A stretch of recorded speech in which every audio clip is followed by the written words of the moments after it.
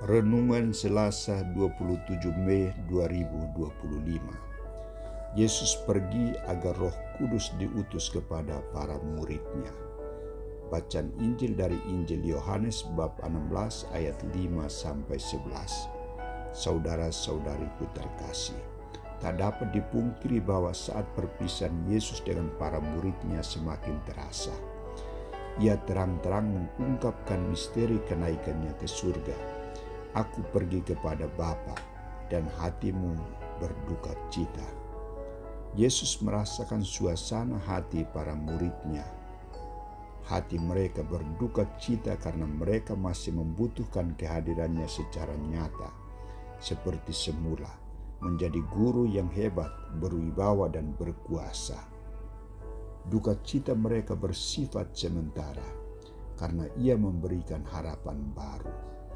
Yesus menyebutkan nilai positif bagi para murid dengan kepergiannya kepada Bapa. Adalah lebih berguna bagi kamu jika aku pergi, sebab jikalau aku tidak pergi, penghibur itu tidak akan datang kepadamu. Tetapi jikalau aku pergi, aku akan mengutus dia kepadamu. Saudara-saudariku terkasih, Yesus menyebutkan tujuan utama kenaikannya ke surga, yakni bersama Bapa akan mengutus Roh Kudus, Roh Penghibur, kepada para murid-Nya. Untuk apa Roh Kudus diberikan kepada para murid? Inilah peran kehadiran Roh Kudus. Ia akan menginsafkan dunia akan dosa, kebenaran, dan penghakiman.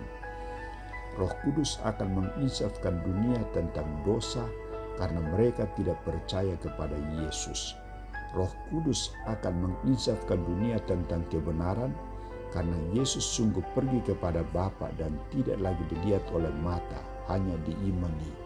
Dan Roh Kudus akan menginsafkan dunia tentang penghakiman karena penguasa dunia ini telah dihukum karena kemenangan Yesus atas dosa dan kuasa kegelapan, kuasa iblis. Dari kenyataan ini, saudara-saudariku, jelas bahwa Yesus sangat bertanggung jawab terhadap masa depan hidup para murid-Nya. Ia selalu dan akan menyertai mereka dalam tugas perutusan. Ia hadir dalam kuasa Roh Kudus, Roh kebenaran, yang akan memampukan mereka mewartakan kebenaran, mampu berbicara dalam berbagai bahasa, mampu mengadakan tanda-tanda ajaib, dan mampu berbahasa dan berbuah kasih. Saudara-saudariku, saat ini kita juga akan merayakan hari raya kenaikan Yesus Kristus. Suasana kita berbeda dengan para murid. Kita gembira, kita bahagia. Kita percaya akan misteri kenaikan Yesus Kristus dan turunnya Roh Kudus. Bicara soal beriman, pasti kita beriman akan Allah Tritunggal, teristimewa juga Roh Kudus. Namun melibatkan, memohon, dan mengandalkan Allah Tritunggal ini yang soal. Jujur saya katakan, kita lebih mengandalkan roh yang lain, kekuatan akal budi dan kehendak kita sendiri.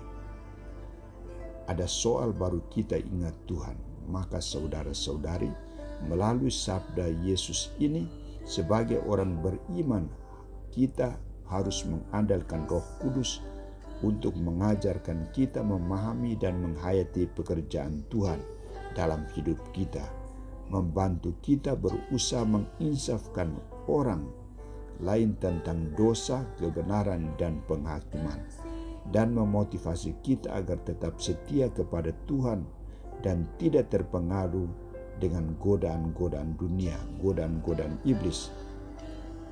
Hidup dalam dan bersama dengan Roh Kudus, kita akan selalu mengalahkan roh-roh jahat. Mari kita berjuang.